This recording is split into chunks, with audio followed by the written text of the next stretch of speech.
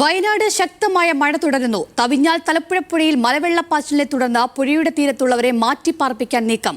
മാനന്തവാടി പഞ്ചാരക്കൊല്ലി 9-ാം ബ്ലോക്കിൽ നിന്നും കുടുംബങ്ങളെയും ഒഴിപ്പിക്കും. തിരുനെല്ലിയിൽ കാളിന്തി പുഴ കരകവിഞ്ഞു. നടുവന്താർ പനംകുറ്റി ഉന്നതിയിൽ 11 കുടുംബങ്ങളെ മാറ്റിപ്പാർപ്പിച്ചു.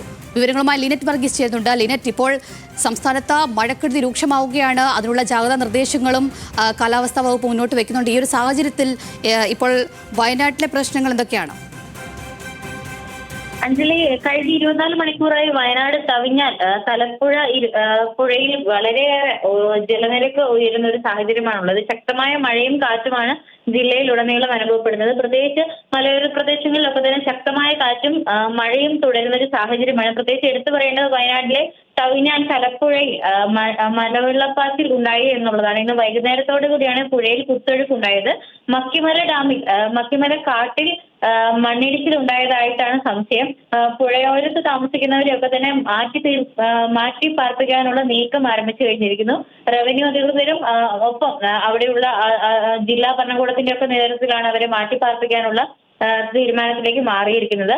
അതോടൊപ്പം തന്നെ മാനന്തവാടി പഞ്ചാരക്കൊല്ലിയിൽ 9-ാം ബ്ലോക്കിൽ നിന്നും കുടുംബങ്ങളെ ഒഴിപ്പിക്കാനുള്ള നീക്കവും ആരംഭിച്ചിട്ടുണ്ട്. കനത്ത മഴ തുടരുന്ന സാഹചര്യത്തിൽ മണ്ണിടിച്ചിൽ ഭീഷണി ഉള്ളതിനാലാണ് ഇവരെ മാറ്റുന്നത്.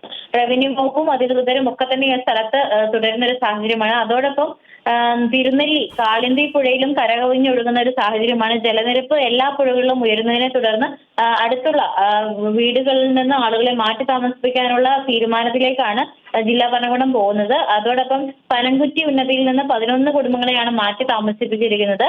ശക്തമായ മഴയാണ് വയനാട് ജില്ലയിലൊക്കെ തന്നെ തുടരുന്ന ഒരു സാഹചര്യമാണ്. അതുകൊണ്ട് തന്നെ പുഴയോരങ്ങളിലും താഴ്ന്ന പ്രദേശങ്ങളിലും ഒക്കെ തന്നെ താമസിക്കുന്നവർ ജാഗ്രത പുലർത്തണമെന്നാണ് ജില്ലാ ഭരണകൂടം അറിയിച്ചിരിക്കുന്നത്.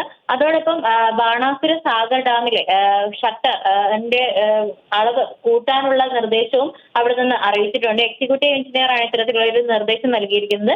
74 സെന്റിമീറ്റർ ഷട്ടറിന്റെ ഉയർത്തുകയാണ് അറിയിച്ചിരിക്കുന്നത്. അതുകൊണ്ട് തന്നെ പുഴയോരങ്ങളിലും അതോടൊപ്പം താഴ്ന്ന പ്രദേശങ്ങളിലുള്ളവരും ജാഗ്രത പാലിക്കണമെന്നാണ് ജില്ലാ ഭരണകൂടവും ഈ അധികൃതരും അറിയിച്ചിരിക്കുന്നത്.